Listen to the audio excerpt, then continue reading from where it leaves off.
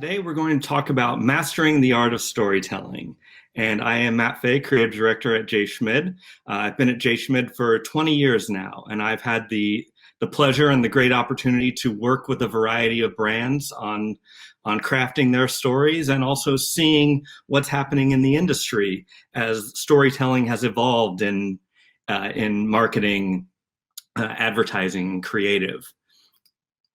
So as we think about storytelling, we have to think about who we're talking to.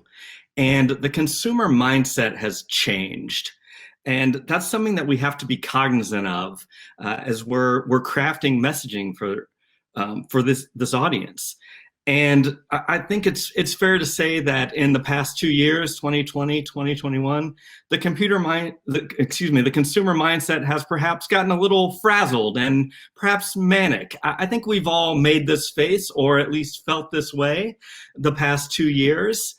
And we as marketers and as brands have to be cognizant that we're feeling this, the consumer is feeling this, and we have to be aware of that. But exactly what has changed about that consumer mindset? As we interact with brands, we're all seeking more meaningful things. It's not just about buying something that we want or need. We're looking for things that bring us pleasure or joy. We're looking for things that are useful. We're looking for things that add value to our lives. It's not just about buying things. It's about things that really serve a purpose in our lives. And as marketers and as brands, we have to ask, is our creative messaging adapting to these changes? How are we addressing these consumer needs?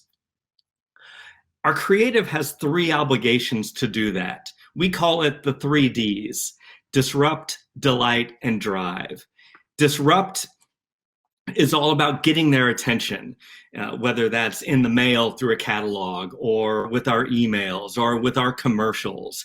How are we disrupting their lives and getting their attention so that they give our brand consideration? Second is delight.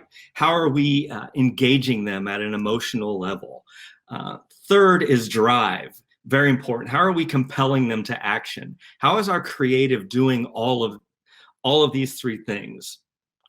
But today we're really going to focus on that delight factor. How are we creating stories that really compel them to want to shop with our brand, buy from our brand, learn more about our brand? We do that with storytelling. And it's not just about telling an engaging or humorous anecdote. Storytelling is so much more. There's real power in storytelling. Research has shown us that storytelling is more memorable for the consumer. When we hear stories, we tend to retain 70% more of that information versus 10% more of that information that we retain from just statistics. And I know it's ironic using statistics to talk about how stories help us retain more information. Hopefully you'll remember some of these stories and maybe not rely so much on the statistics. But we know the power of storytelling is that there's higher emotional engagement, that storytelling really connects to readers at their core. We also know that when people are making buying decisions, 90% of those decisions are emotionally based. We use feelings instead of facts often when we evaluate our purchases. How do we feel? How does this product make us feel? How does this brand make us feel? And that's where our storytelling really has power to connect. So we're going to talk today about how to use some classic storytelling techniques. Think about guys like William Shakespeare and Steven Spielberg, a couple of individuals who know a little bit about how to craft a compelling tale and how to connect with their audience. We're going to take some of those techniques and see how we can apply them to engage with our consumers, our audience. We're going to start with a very classic storytelling idea of archetypes. Which archetype are you? Which archetype is your brand? There are 12 Jungian archetypes. These are classic, universal, mythic archetypes that apply to the human psyche. The innocent, the every person, the hero, the caregiver, the explorer, the lover, the revolutionary, the creator, the ruler, the magician, the sage, the jester. I won't go deep into all of these archetypes. They're out there readily available. Again, classic mythic archetypes. But your brand typically falls within one of these archetypes, maybe primarily one, and then there may be a secondary one as well. But think about these archetypes. And again, looking at just the names, you can kind of get an idea of where you might fall. And then there are personas that go with each of these archetypes. Which one is you? Which one is your brand? And then how do you take that archetype and apply it to these classic storytelling elements and techniques? Characters, setting, conflict, solution. These are the building blocks of a story. And not even just thinking about how to sell our brand and our story. These are classic storytelling techniques. Who is your story about? Where does it take place? What conflict is involved, and what solution is involved? Think about a little blast from the past here. Think about Will Smith and the start of his career with The Fresh Prince of Bel-Air. Now, in the opening credits, in the opening theme rap from that show, he sets up the whole premise of the show, who he is, where he's from, and what the conflict is. He's a kid in Philadelphia who gets in a fight on a playground, so his parents send him to live with his aunt and uncle in Bel-Air. I will refrain from doing the rap to spare us all the embarrassment. But in that short opening credit sequence, he sets up everything. And our brand needs to do that as well. Our story needs to do that. Set up the characters, the setting, the conflict, and the resolution quickly, succinctly, so that customers are engaged and want to know more about our story. Let's start with characters, vital to the brand story. Who is the hero of your brand story? Who is the person through which the consumer will connect? Who is the lens through which they will view your brand? Is it your founder? Think about Steve Jobs and how he was for so long really the face of Apple. Think about today with Elon Musk at Tesla or Richard Branson at Virgin, how the founders are really the crux through which we hear and understand the story of those brands. So the founder is one way. Is the founder the hero of your story? Or is it your employees, the people who work and connect with your consumers on a one-to-one level? Think about how Starbucks and Southwest put their employees as the face of their brand, as the people that the consumer connects and engage with. Or are the customers the hero of your story? Are their testimonials and their personal accounts what really helps tell the story of your product and your brand? Lululemon and Harley Davidson are really great examples of how you can put your customer front and center to help tell that story. We'll look at a few case studies of some brands and how they've used their characters to tell that story. Stio is a provider of outdoor adventure gear. And they're all about authentic, real experiences. So within their catalog and within all touch points, they're communicating these stories of real people. This spread, for example, shows a man who actually trains service dogs. His story comes to life on the page, and it connects with him in that setting, working with the dogs and wearing the Stio apparel. So you've got, his story, building purpose with your pup. His story, real story, and then you push online to learn more of that story. But he's wearing the gear. He's in that setting. He's interacting with the environment. He is the character. He is the star of the story. They also use other examples. Here we have some real people out enjoying their adventure lifestyle. And again, they're wearing the clothes. It's not just about selling a shirt. It's about selling a lifestyle. And these characters are the star of that story. And here is another one. You've got an example of a boat builder. This person is actually a real craftsman, a real person who builds boats. And here he's wearing the Stio apparel, doing his job. He is communicating the story. It's not just about, what's the thread count, what's the quality of the shirt. All that's here, all the color options, the selling options, they're here. But it's about more than the product. It's about the people wearing the product and how you as a consumer then put yourself in their shoes. I could do things like that. I could live that life. I have a story. I can be part of the Stio brand. And then we push them to interact with us, beyond the catalog page, beyond the email, push them online, create a cohesive experience where these stories come to life on our website, on our social channels. And here you see those real people in real settings continuing to tell that story.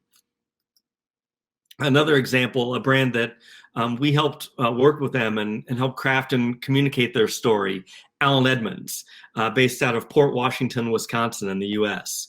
They are craftsmen of fine footwear for men. They make shoes, and really, really exceptionally well-made shoes. And their story is all about craftsmanship. So we help bring that story to life. So they partnered with, beyond footwear, they partnered with these artisans of freedom, other brands who created apparel, watches, bags, that fit that Allen Edmonds story of craftsmanship, and bringing that to life, saying we're crafting your whole look, your whole apparel, your whole lifestyle.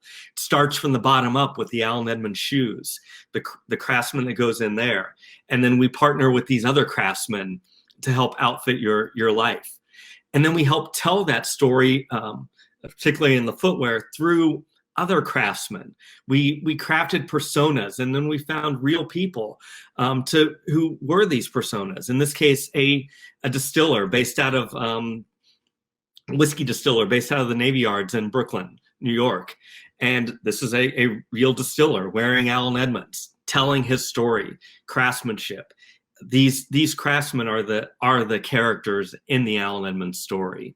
And here you see him, wearing the apparel, bringing that to life. And again, we're pushing online to tell more of that story. Reed Collins' story about his distillery and about his craft. We bring that to life on the page, through the web. He is the character, bringing that story about more than just shoes. Now let's talk about setting. What is the setting of our brand? Where does our story take place? Is it in the outdoors? Is it home-based? Is it in the kitchen? Is it very specific? Is it in a certain city or place? The setting adds so much rich ambiance and atmosphere to the story of the brand. Coming back to Stio, another one that has, not only great characters, but a great setting as well. The mountain life. Their setting is the outdoors, and they use their photography, their visuals, and their videos to put you in that setting. So here you see, the great photo of the campsite. Here you see a person wearing the Stio gear out running in the mountains. Here, use very powerful, compelling visuals to bring that story to life, of that setting. They put you in that place in a very powerful and palpable way with their imagery. And again, the product is always represented, but their setting is really help tell the story that this is real gear that you can wear. It's not just for show or for style. This is actually performance wear that fits in that setting. And with that, they help tell the story of the brand, that consumers for this invested. And then again, with the setting, you don't have to sacrifice selling. We're selling an atmosphere, we're selling a place, but we can also go in that place. So combining the two, showing the outfits at play here, and it's like, this could be you. Here's the gear to get you there. Here, our brand helps you put you in this place. Another great example of that, using the selling the outfit, selling the setting. Huckberry is another brand that does setting really well, and they're another stylish kind of adventure brand, a little bit more on the style side than Stio, but they do great about creating a place by taking their story to different places with each season. And in this example, the whole story of their brand is set in Puerto Rico, so it's in Puerto Rico inspired, the colors. The fashions, everything at play. And so they actually go to Puerto Rico and they shoot all their photos there. They shoot their clothes that are inspired by the colors and the look of Puerto Rico. You see it at play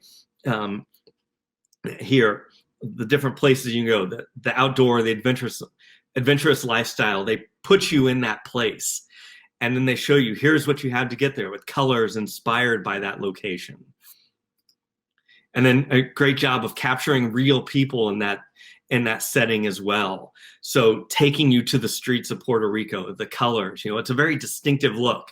And of course, it's not always set in Puerto Rico. They'll go different places, but they'll always let the story of that place influence the story of the brand. So they take consumers on that destination with them. The next element we'll look at in these classic storytelling techniques are conflict and solution. What's the problem that our customers may be coming to us for, and how do we solve it? Using Huckberry as an example again, problem solution doesn't always have to be, problem doesn't have to be construed as a negative. Problem could just be how we're helping customers answer a question. And in this case, Huckberry used the problem solution technique with their time-sensitive Christmas email. Ordering for the holidays, only 8 days till Christmas, last chance to get your order in on time. The problem here, the conflict is, oh no, I'm running out of time to get my holiday gifts. So Huckberry comes in with the solution. Hey, you've got 8 days. There's still time. So we're going to make it easy for you. We're going to give you our 5 best-selling gifts of all time. And they take you through that. Conflict, running out of time, need a last-minute gift. Solution, hey, we found our best-selling gifts right here. Another problem solution, this one we helped create for Reebok. They came to us with kind of a bigger challenge, a conflict solution. They, as a brand, they had a conflict where they had great photos and they had great stories, but with their marketing pieces, they were really good at that storytelling aspect, but they were struggling to transition that to sell harder, to sell more effectively. So we looked at, how do we balance those great storytelling and imagery and bring in these greater transactional solutions. So here we took their great street style that they had and say, hey, tell the consumer, hey, with these 9 pieces, you can get 3 looks. So we looked at techniques to help increase the average order value, create these cool looks that their customers would want to wear, and made it easy for them to buy. So conflict, Reebok as a brand, how do we help selling more? And then the conflict for the consumer, ooh, these are great looks, but how do I buy them? Here's how we do it. Create simple looks, make it easy to shop from.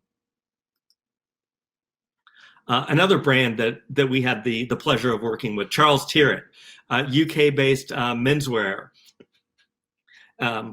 Great brand of fine men's fashions. A classic challenge they have a variety of white shirts, men's button-up white shirts. And when you put that on a catalog page or on a spread or in an email, and you just have a bunch of white shirts that have different collars, different cuffs, maybe slightly different styling, present it all together, a white shirt looks like, well, frankly, a lot of white shirts. And it's hard for the customer to distinguish why this white shirt versus that white shirt. So what we did is we redefined whites, and we crafted context scenarios for where you would wear different white shirts. Casual Friday feeling, workday wonder, weekends, kicking back, staying cool, suit and tie optional, bring on the weekend, active and on the go. By putting these shirts in these different scenarios, we help the customer understand, okay, why do I want this white shirt versus this white shirt? So the conflict is, we have a lot of white shirts. They all might look alike unless you read a little more deeply. But here, we create a kind of a visual navigation with these contexts, putting these white shirts with a little bit of color, and then with the specific context scenario that will help the customer and give them a solution to understand why these white shirts. So, way do we balance storytelling and selling? I think a lot of brands get caught up in like, oh, we just want to be about storytelling. We don't want to hit customers over the head with the hard sell. We just want to tell our story. Well, that's great, and that can be really compelling. But ultimately, we as marketers, we're trying to sell product, sell merchandise. So we can balance the two. The two do not have to be mutually exclusive. They work well together. By telling our story through our characters, through our setting, through conflict and resolution, we can combine storytelling and selling to really create an emotional, engaging connection with our consumers. Secret tip: invite your customers to be a part of that story. Use calls to action, get them engaged. We want our customers to not only see our catalog, see our emails, go to our retail stores. We want them to really engage with us. We want them to tell their story. We want them to share it on their social channels. We want them to send us testimonials. We want them to upload videos. We want them to share hashtags. We want to bring them into our story. We want to make them, connect with the characters in our brand, or to be the characters in our brand, to want to be a part of our setting. The more we get them engaged, the more we make them a part of the story, the better chance we have to get them to buy from us, to get them to become advocates of our brand, the way that Harley Davidson and Lululemon create advocacy for their brand. If we create that excitement and that emotional connection, they want to be part of our story. That final thought, people are craving that meaningful connection in their life. They want that meaning. We want to make your brand meaningful to them. Make that story something that resonates with them. We talked before about the mindset has changed. They're looking for meaning. How can your brand be meaningful to them? We'll leave you with this quote from brand guru Seth Godin. Marketing is no longer about the stuff you sell, but about the stories that you tell. What story do you have to tell? What brand story do you have to connect with? If you find your story, you tell it well, you combine these techniques, customers will come to you. They will want to be a part of your story. Thank you. With that, I will. We do have about 5 minutes, so I'm not sure if anyone has any questions they could put in the chat for us or for you. I won't be answering them. Oh, please. Please, Carmen, feel free to answer a few questions if you like. So it looks like there's something in the Q&A. If you could list which is the most important: setting, conflict, and solution, or storytelling. I think that's what's really interesting, is that the hierarchy can shift based on your brand. You should have those 4 components always as part of your story, but the hierarchy of which comes first can shift based on what you sell. For example, I showed several apparel brands. With Stio, they really make setting, such a big part of what they do. So, Huck Huckberry and Steel both make setting an important part of what they do. But with Huckberry, setting gets elevated because they actually go to these places. They went to Puerto Rico with this particular example. So setting came up in the hierarchy. Steel had some really great examples of setting as well that we showed. But they're really great with the characters that they do. So that gets elevated a lot. And then sometimes conflict solution may be the most important. We have a problem to solve, and so we put that up in our hierarchy. You want all elements of the storytelling, but depending on what your brand is, that hierarchy can shift. All right, next question. It looks like, how does it work if there's no product base, i.e. services? The same ideas can apply, because even if you're not selling a product, that service you offer is what you sell. That service is your story. So how are those services helping people? How are they educating them or guiding them down a path? So your service becomes the product you sell. It becomes part of that story. Who are the characters in that story that are helping, convey it to your audience? One I want to touch on here for certain, financial services in a B2B setting. This is a great one. If you look at, I'm going to take insurance, selling insurance, and financial services, similar. Think about here in the U.S., places like Geico.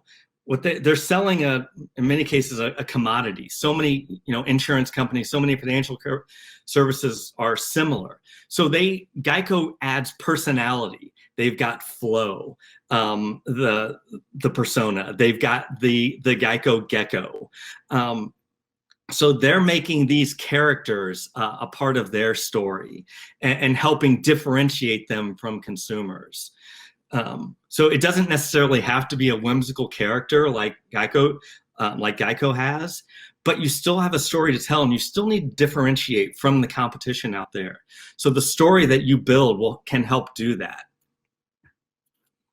And I think that a thing that B2B setting, B2B is such a critical place to bring your story to life. And we've had a chance to work with several. When you don't have a glamorous product, those insurance companies I talked about are examples. Can you add personality to that to bring it out? Can you add, if not something humorous, can you add an authoritative personality? Is there a spokesperson that you can have to help differentiate you? That story are there testimonials, customer testimonials that you can do within your B2B realm to help say, this company, this brand helped me solve a problem? Any one of these things, conflict resolutions, setting and character. I think about financial settings where they talk about where you want to be in the future, what you want to do in retirement, and how that idea of achieving your dream can be part of that storytelling setting.